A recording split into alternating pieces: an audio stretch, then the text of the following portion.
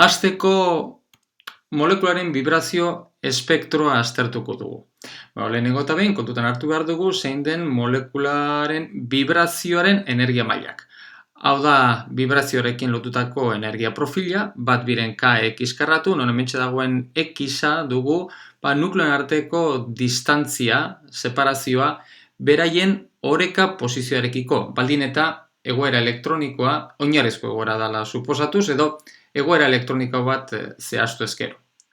Beraz, daukagun energia profila hau izan da, orduan honekin lotuta daukagu energia mailak. Eta energia mailen adierazpena uste dugu bat biren gehi nu da daukagun zenbaki kuantikoa, bider h barra omega. Non? Omega hori dugu erro k zati mu, masa laburbildua. Orduan, hau da, izango nukeen energia maila nu berdin 0koa, nu berdin batekoa, nu berdin bikoa, eta bar. Orduan, espektroan, eta espektroa aztertzeko, molekularen gainean, eremu elektriko bat aplikatu behar dugu. Eta eremu elektriko horrekin lotutako fotoiak, zurgatuak izan daitezke, edo molekulak zurgatu inditzake, eremu elektrikoarekin lotutako fotoiak. Eta hori dela eta orduan, maila batetik beste, vibrazio maila batetik beste, vibrazio maila batera pasatu indaiteke. Gauza da, edozein transizioak ez dira posibleak.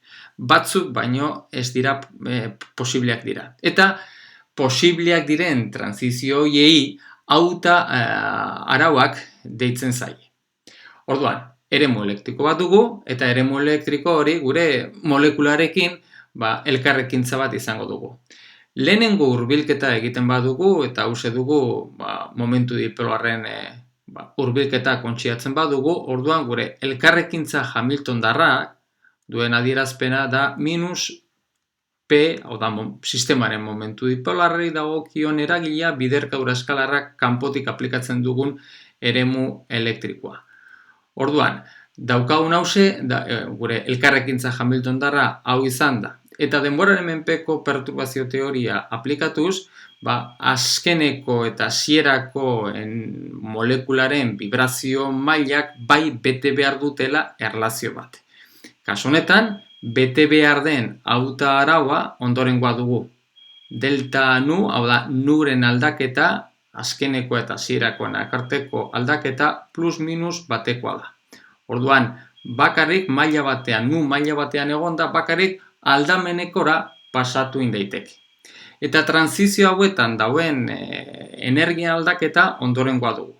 Oda, demagun nu maila batetik, beste nu gehi bat maila batera pasatzen da, fotoi bat zurgatu indalako, eta kasu honetan daukagun energiaren aldaketa, izango genuken, nu gehi bati dagokion energia, beraz, honen arabera, ken nuri dagokion energia, eta ikus dezakezuen ez da, h barra omega.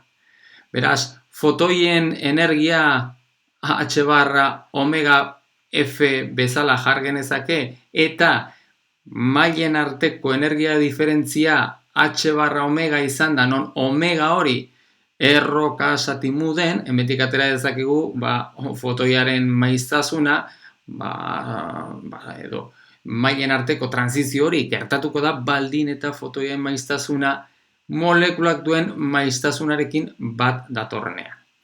Baina interesanteki ere, aldi berean, energien aldaketa horiek neurtuz, bere vibrazio espektroa zuzenean neurtzen badugu, orduan baita ondorio estatu dezakegu zein den molekularekin lotutako maiztasuna.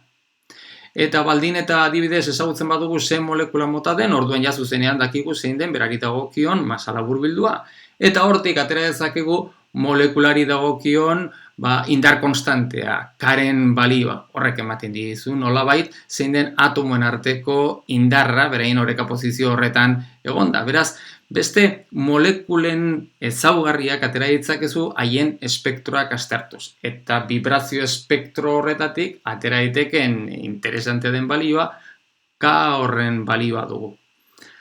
Aldibidez, hementxe daukazue, zeintzuk diren, hainbat molekula diferenteen indar konstantez, kalkulatzen den alde batetik maiztasuna, hementxe daukagun omega molekulari dagokion maiztasuna, Eta gero bestaldetik, horrekin abiatuta eta kontutan izan da zein den molekulari dagokion masa laburbildua, zuzenean atera dezakegu zein den molekula horiei dagozkien indar konstantea, garen balio.